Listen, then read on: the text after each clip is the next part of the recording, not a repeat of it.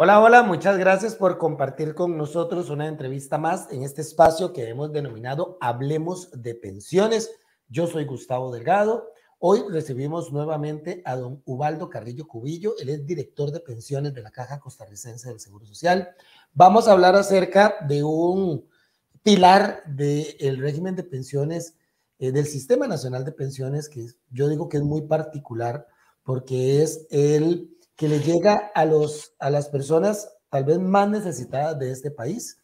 El régimen no contributivo, que quiere decir esas personas que no han hecho aportes a la seguridad social, pero en un marco de solidaridad reciben un monto mensual, una pensión mensual que les ayuda a ir subsanando sus necesidades. Estamos atravesando por una coyuntura muy delicada. Para el próximo año se habla de una reducción del monto que ya se está asignando a las personas. Ahorita son alrededor de 84,000 colones. Esto podría bajar a unos 62,000 colones por mes. Y además, la no otorgación de nuevas pensiones debido a la falta de recursos. Don Ubaldo, bienvenido. Muchas gracias por estar con nosotros. ¿Cómo le va? Gracias. Saludos a todos, saludos a usted, don Gustavo, y saludos a todas las personas que nos observan. Sí, vamos a precisar varios aspectos. En materia de seguridad social, la Caja Costarricense de Seguro Social gestiona dos regímenes, un régimen contributivo y un régimen no contributivo.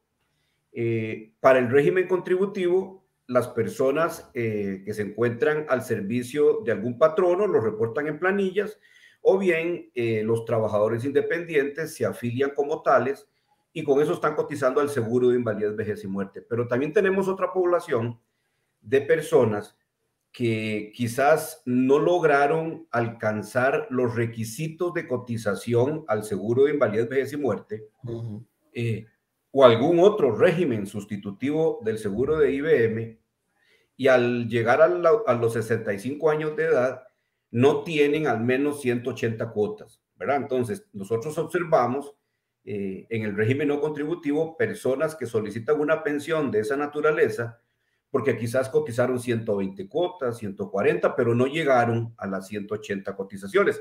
Y también tenemos adultos mayores que por su situación de formación, empleabilidad, etcétera, no cotizaron a la seguridad social en materia laboral al servicio de un patrono, y evidentemente llegan a los 65 años sin cotizaciones y se encuentran en pobreza o pobreza extrema. Entonces, ahí es donde nace la figura del no contributivo para proteger a estos adultos mayores que, encontrándose en esa situación, no tienen una pensión contributiva y se encuentran en pobreza o pobreza extrema.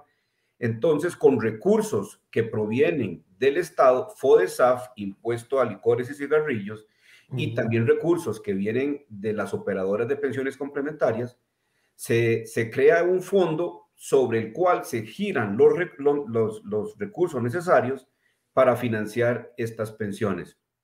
Pero hay varios datos, Gustavo, como te decía al principio. Lo primero es que cómo se financia el no contributivo con impuestos. Correcto. Impuestos pagamos todos, ¿verdad? Entonces, evidentemente, de alguna manera, si los adultos mayores que tocan la puerta del no contributivo no cotizaron a la seguridad social mediante cargas sociales del salario, sí lo hicieron pagando impuestos, ¿verdad? Impuestos a los productos que consumen. Acordémonos que vienen del impuesto de ventas los recursos que financian el no contributivo. Entonces, nosotros decimos que tanto las personas que tienen una pensión contributiva como no contributiva, de alguna manera cumplieron requisitos para tener derecho a ella. En otras personas, un adulto mayor que toca la puerta del no contributivo es porque tiene derecho a tener una pensión no contributiva, ¿verdad? Tiene 65 años de edad, no logró consolidar el beneficio en el régimen de invalidez, vejez y muerte, y se encuentra en condición de pobreza o pobreza extrema. ¿Cuál es el problema que estamos enfrentando en este momento en el no contributivo? Porque en el Plan Nacional de Desarrollo se establecen las metas del régimen no contributivo, donde la meta es crecer en al menos 5,000 pensiones nuevas por año. Así está en el Plan Nacional de Desarrollo. Pero ¿por qué esas 5,000 pensiones de crecimiento neto por año son insuficientes para poder atender la demanda? Por una razón muy sencilla, Gustavo y todos los que nos observan. La población adulta mayor está creciendo a una tasa mucho mayor que cualquier otro grupo etario de la sociedad costarricense.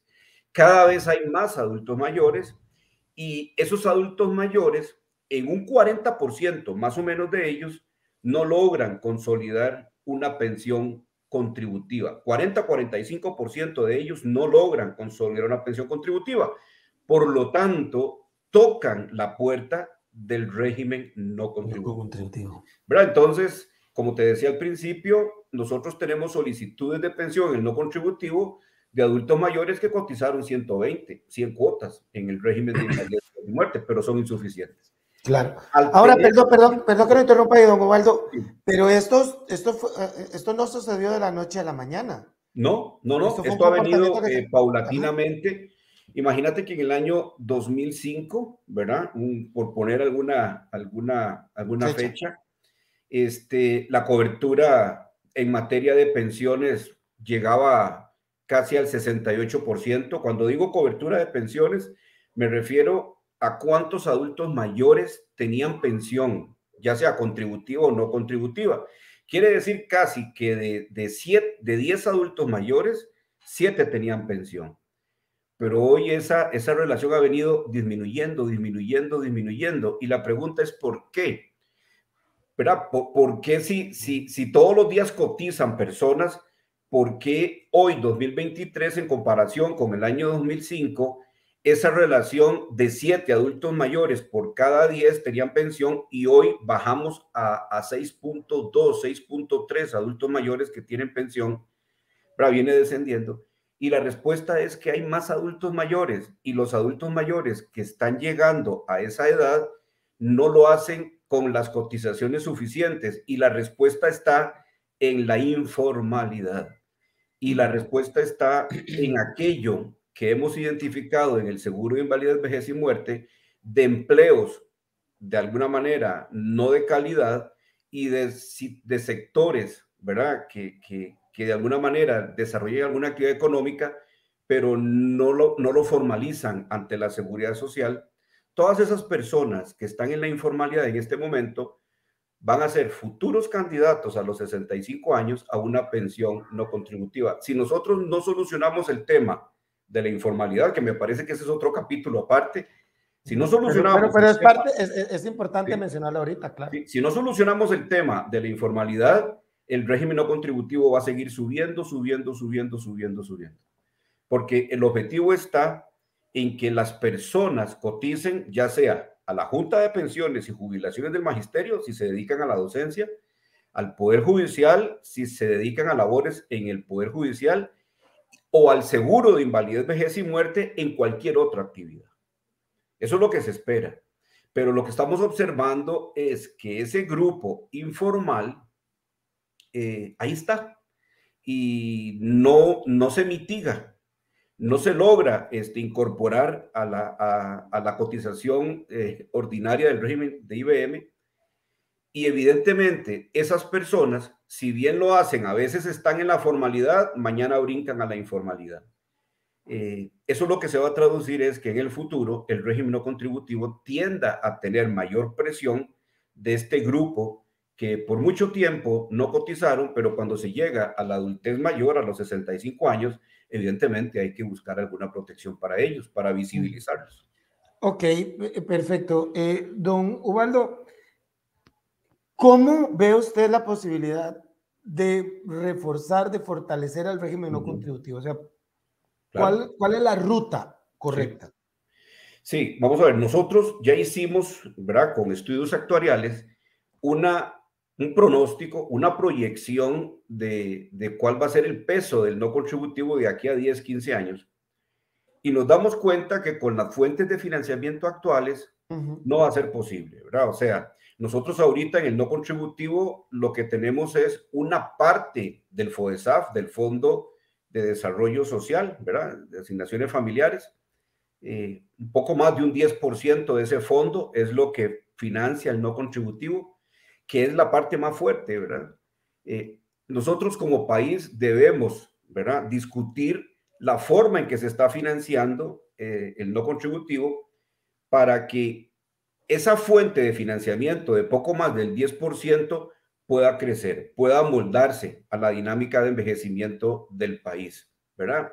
El año pasado tuvimos una fuente extraordinaria que fueron recursos de la Ley de Protección al Trabajador por medio de las operadoras de pensiones y nos trasladaron un poco más de 24.000 millones, pero fue por una única vez. Entonces, pareciera que se tienen que diseñar fuentes de financiamiento estables en el tiempo. Entonces, primero, analizar que no sea un 10, poco más de un 10% del fondo. Entonces otros me pueden decir, don Eduardo, pero habrá que dejar de financiar otras cosas.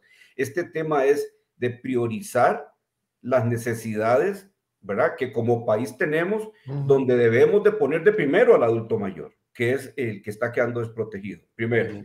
Segundo, Gustavo y todos los que nos observan, acordémonos que hay las famosas pensiones de lujo, y que se han hecho leyes y se han tomado decisiones para que esas pensiones de lujo se le pueda incorporar algún impuesto, ¿verdad? Y ese impuesto lo recauda Hacienda. Entonces, como segundo punto es que el impuesto que se está recaudando a las pensiones de lujo se trasladen efectivamente al no contributivo para financiar el no contributivo.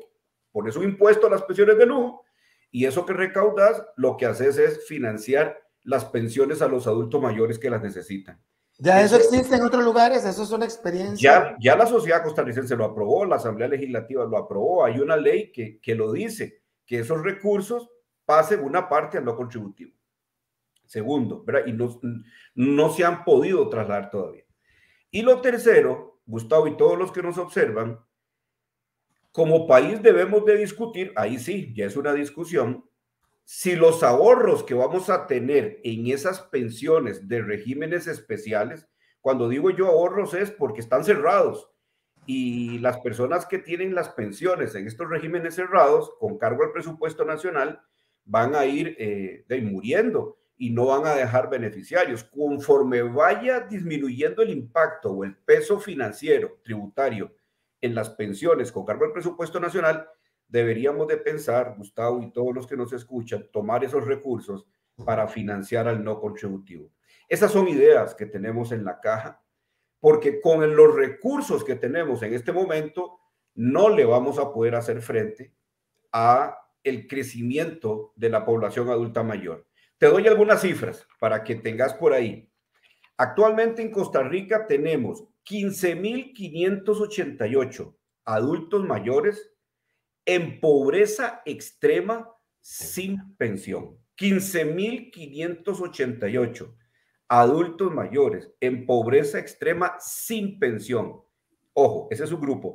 Pero tenemos el otro grupo, adultos mayores en pobreza, ¿verdad? Son 39.826, ¿verdad? Entonces, si usted suma pobreza extrema con pobreza, hay 55.414 adultos mayores que no tienen una pensión no contributiva y la necesitan.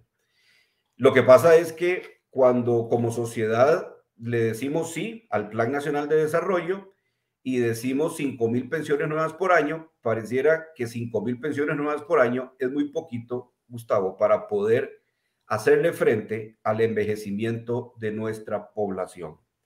Ese es el tema.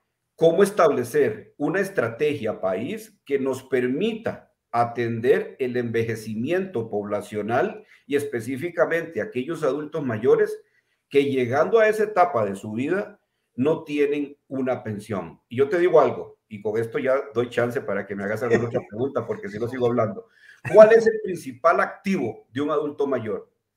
¿La casa, el terreno, no sé, una finca, un carro? No, Gustavo, no. Un adulto mayor, su principal activo es la pensión y por eso todos necesitan una pensión. Es la que le va a dar acceso al seguro de salud y es la que le va a permitir garantizar sus necesidades básicas, por lo menos. Por lo tanto, como sociedad, deberíamos de trabajar para que todos los adultos mayores tengan ese activo que buscan desde que empiezan a trabajar, que es una pensión en la vejez.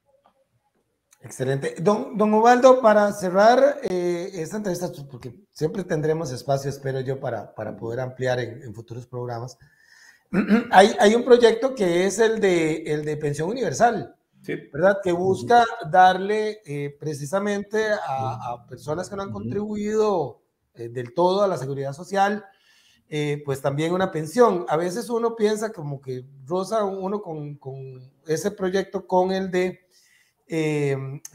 régimen no contributivo, pero ¿ve usted de alguna manera que este proyecto podría llegar a subsanar la situación que precisamente aquí estamos comentando? Sí. Yo creo, Gustavo, que como país deberíamos ir a una pensión universal. Eso es indefectible, ¿verdad? Porque no podemos hacer esfuerzos por un lado y por otro. Lo que debemos de hacer que este proyecto de pensión universal venga a unir y no a dividir. Que este proyecto de pensión universal venga a fortalecer y no a debilitar el sistema. Entonces, ¿a qué me refiero con eso? Me refiero a que si logramos buscar un financiamiento adicional, como el que mencioné hace un ratito, que pueda venir de aquel impuesto que ya se aplica a las pensiones de lujo, o que pueda venir de aquel financiamiento que ya el Estado hace a las pensiones con cargo al presupuesto nacional y que las personas ya fallecen y cierran su ciclo en ese sistema, que esos recursos que ya el Estado de por sí dedica a pagar beneficios previsionales se deriven a un fondo que permita constituir, ¿verdad?, ya sea la pensión universal o fortalecer el no contributivo. Lo cierto es que como país necesitamos discutir eso, porque acordémonos, tanto los regímenes de JUPEMA, Poder Judicial, y el IBM son regímenes que afilian a aquellos que están en la formalidad o que tienen un empleo, pero no son la respuesta a aquellos que no logran insertarse en el mercado de trabajo formal, y tampoco son la respuesta para aquellos que no logran consolidar el mínimo de cotizaciones. Entonces, cuando hablamos de un régimen, una pensión universal, yo te diría esto, Gustavo. Entonces, si una persona logra cotizar 100 cotizaciones en el IBM, pues que el IBM otorgue lo que corresponde a ese esfuerzo contributivo, y la diferencia se financie ¿con qué? Con algún financiamiento universal, con algún financiamiento tipo impuestos, con algún financiamiento que pueda venir del FODESAF, entre otros. Y entre los dos podamos dar una pensión a esa persona.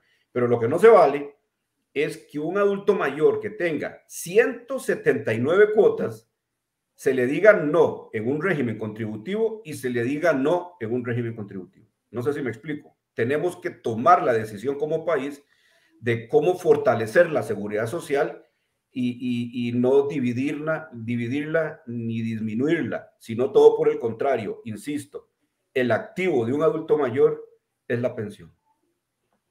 Gracias, don Ubaldo, por participar con nosotros. Con mucho gusto.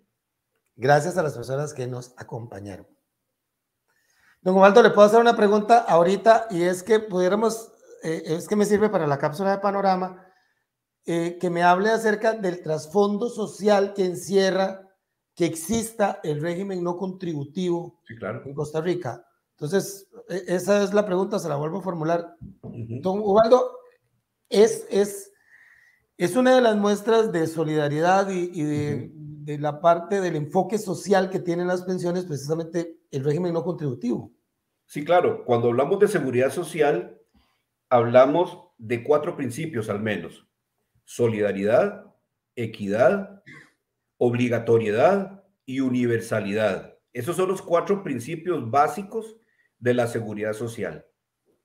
Pero también cuando hablamos de esos 4 principios básicos, entendemos que la seguridad social puede financiarse de 2 maneras: de una manera contributiva y de una manera no contributiva. Y todos en Costa Rica pagamos impuestos. Hasta la canasta básica alimentaria tiene impuestos.